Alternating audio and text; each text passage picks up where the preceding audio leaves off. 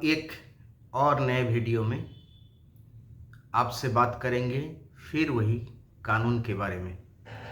Licence लेने के लिए काफ़ी मैसेजेस आ रहे हैं जिसमें लोगों के लाइसेंस लोग बोल रहे हैं मेरा रिजेक्ट हो गया।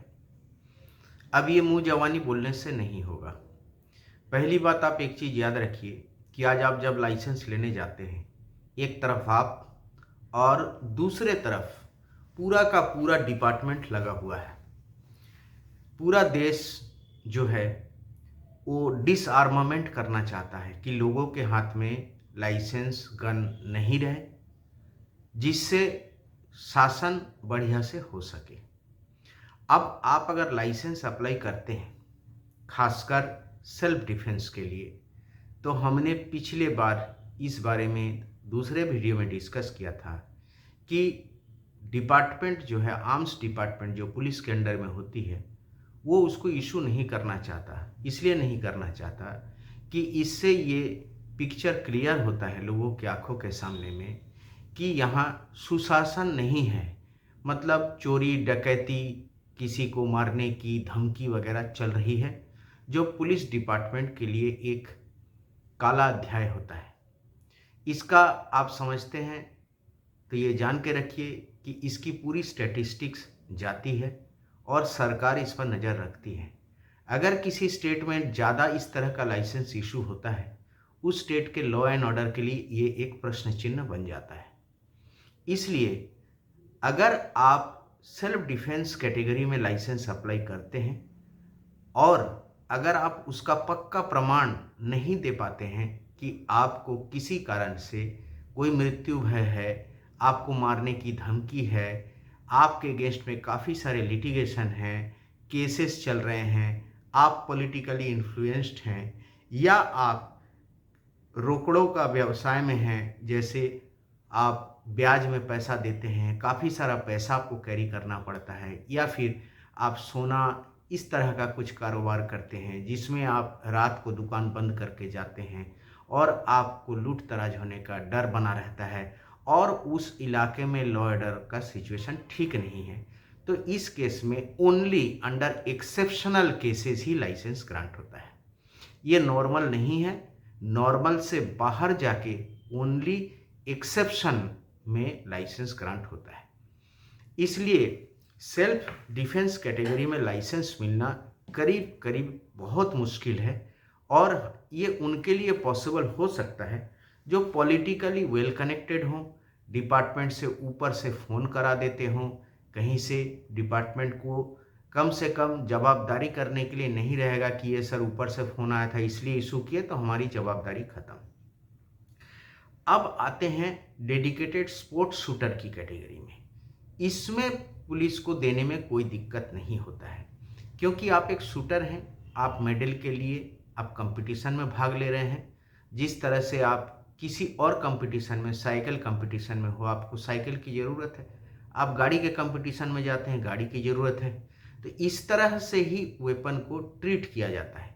इसलिए अगर कोई स्पोर्ट्स कैटेगरी का है तो कानून में उसके लिए भी जो है छूट मिली हुई है, और ये जो छूट है इसका आपको फ़ायदा उठाना चाहिए।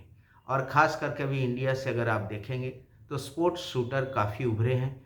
हमारे यहाँ काफ़ी सारे ओलंपियन निकले हैं, हमने कई गोल्ड, सिल्वर और ब्रॉन्ज मेडल लिए हैं। इसलिए स्पोर्ट्स कैटेगरी से आपको लाइसेंस मिलने की सुविधा ज़्यादा है। अब किसी का लाइसेंस जो मैसेज किए थे उनको लाइसेंस अगर बोलते हैं रिजेक्ट हो गया है, तो उसके लिए हम सबसे पहले उनको ये बता दें कि मुंह जवानी अगर कोई बोलता है कि मेरा लाइसेंस रिजेक्ट हो गया, उस पर जाना नहीं चाहिए। उसके लिए यहाँ पर एक रूल 13 है। रूल जो है आर्म्स रूल्स में रूल 13 क्या है ये मैं पहले पढ़ देता हूँ और उसके बाद उसका मतलब भी समझा देता हूँ। इसमें बोलता है कि time limit for grant of licence, आपको कितने समय के भीतर लाइसेंस ग्रांट होना चाहिए।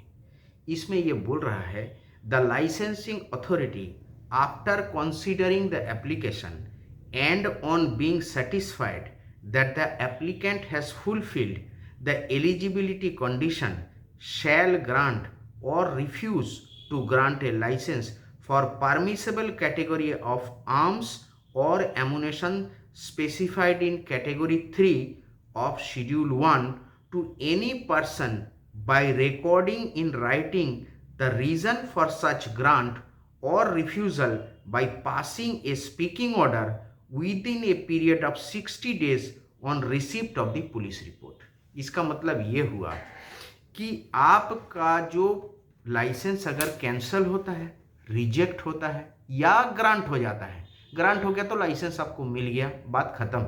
लेकिन अगर आपका लाइसेंस रिजेक्ट हो गया तो पुलिस डिपार्टमेंट को, और अगर वो ये आपका डॉक्यूमेंट पूरा चेक करेगा, उसमें कोई टेक्निकल फॉल्ट नहीं होना चाहिए, और उसके बाद सब कागज देखने के बाद वो अगर आपका लाइसेंस रिफ्यूज करता है तो उसको एक स्पीकिंग ऑर्डर, एक ऑर्डर, बेसिकली एक ऑर्डर उसको देना पड़ेगा।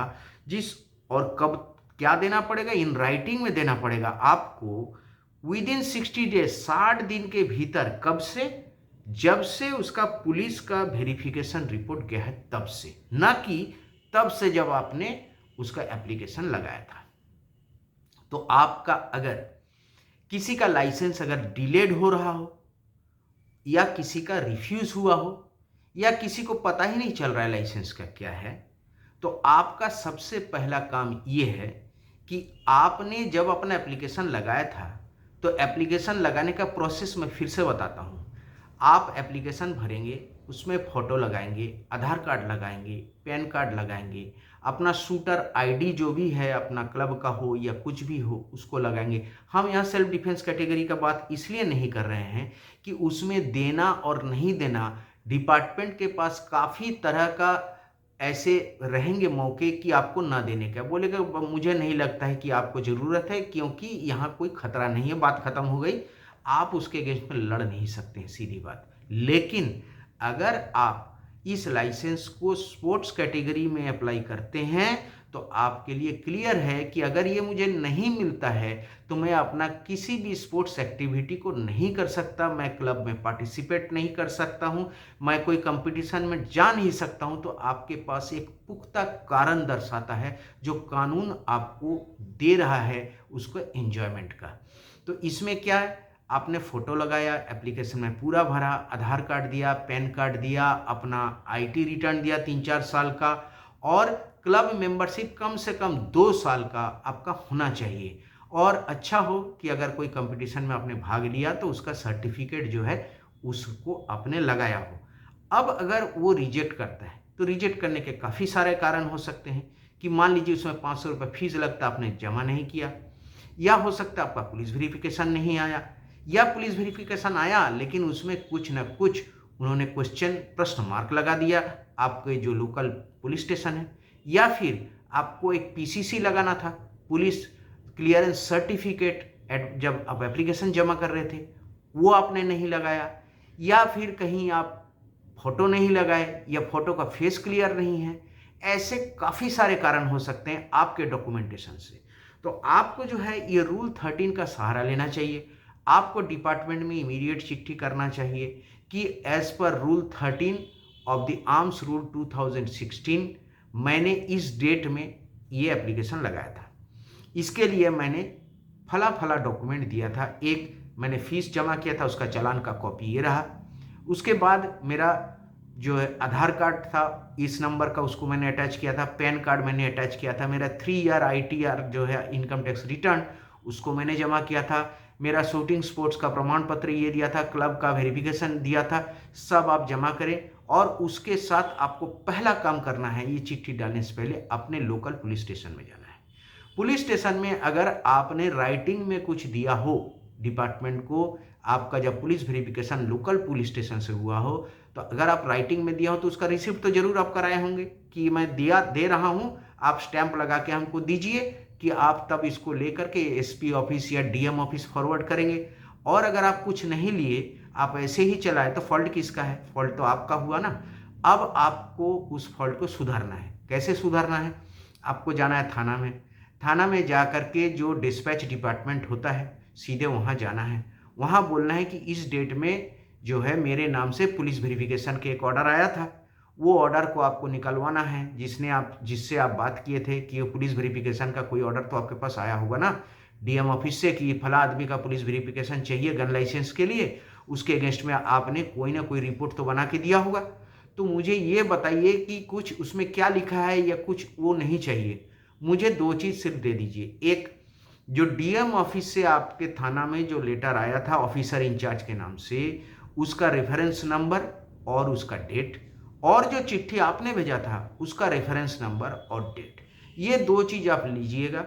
और उसमें जब ये चिट्ठी आप जब डीएम को लिखिएगा रूल 13 के संदर्भ में, उसमें लिखिएगा कि आपका ऑर्डर रेफरेंस फलाना डेट का फला चीज़ आप जो हमारे लोकल पुलिस स्टेशन, मान लीजिए जो भी पुलिस स्टेशन है उसके ऑफिसर इंचार्ज को लिखे थे, उसके अगेंस्ट में मेरा वेरिफिकेशन रिपोर्ट उस दिन गया था। लेकिन आज इस डेट से 60 दिन चला गया है अंडर रूल 13।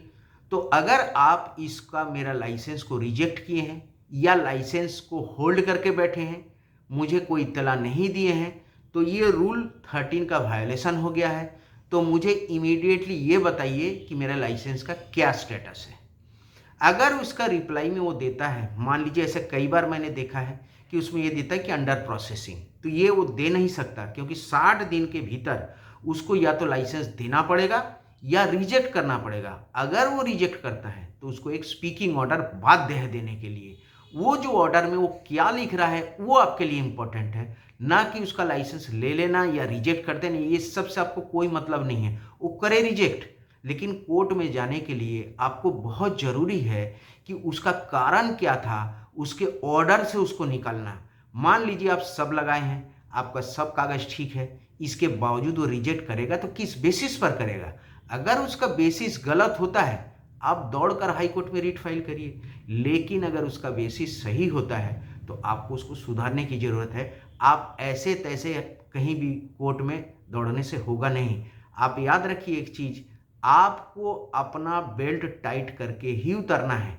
और दूसरा चीज़, जब भी आप इस तरह का लाइसेंस का जमा करेंगे, आप 60 दिन होने के बाद तुरंत हर 7 दिन 5 दिन में रिमाइंडर लेटर जरूर ठोकिए डीएम ऑफिस में कि मैंने ये दिन जमा किया है और मुझे जो है आज तक इसका पता नहीं मिला है।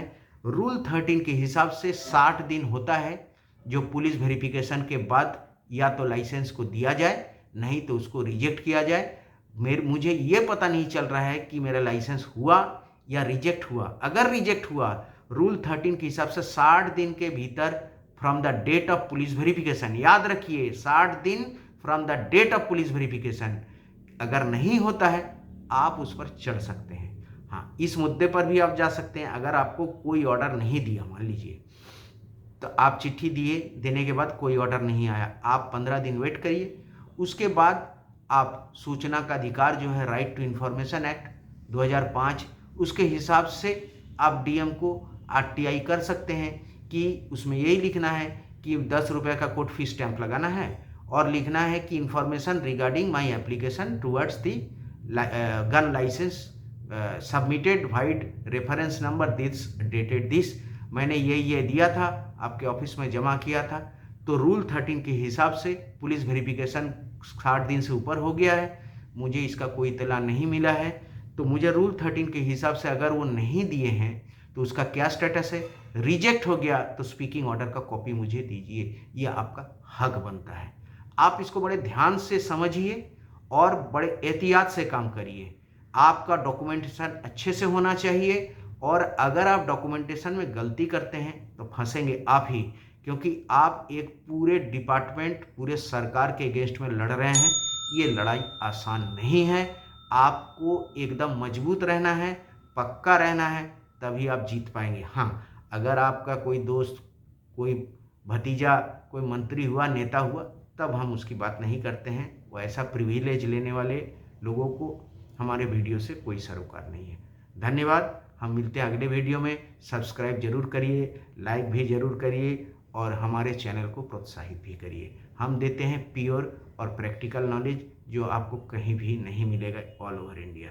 Thank you.